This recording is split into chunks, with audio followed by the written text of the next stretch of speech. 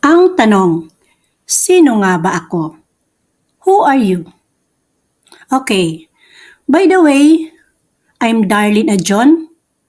I'm a Doctor of Humanities International for Wellness Business Service Honoris Causa and a Doctor of Education in Educational Management.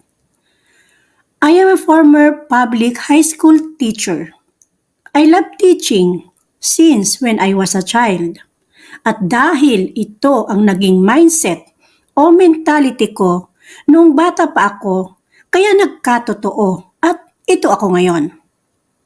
Naging private at government employee ako. As public teacher, naging businesswoman ako at the same time o entrepreneur. May travel agency din na Viajeros.ph.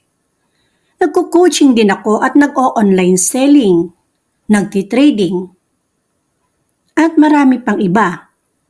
Gumagawa ako ng digital products at gumagawa rin ako ng mga online course tulad nito na DAR e-learning course na suitable para sa lahat ng mga Pilipino worldwide.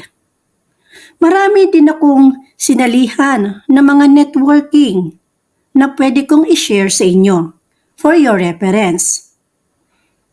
Merong good at meron ding bad. Lahat ng gusto ko ay tinatry ko. Dahil katwiran ko, pag hindi ko sinubukan, wala akong malalaman at wala rin akong mapapatunayan.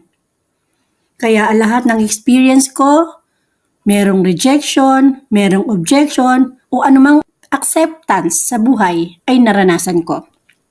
Lahat ng tao ay may kanya-kanyang pangarap dahil gusto nila magkaroon din ng financial freedom. Diba sa pagtanda nga, gusto nila may madudukot sila. Kaya kasabihan, kapag may isinuksok, may madudukot. Kaya ngayon pa lang, simulan mo nang magtanim para pagdating ng araw, meron kang aanihin.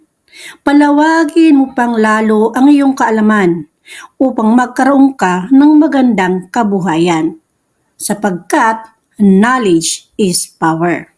Kaya mong gawin ang mga bagay na alam mo, lalo na kung iyong pinag-aralan at ito ay maia-apply mo sa iyong totoong buhay.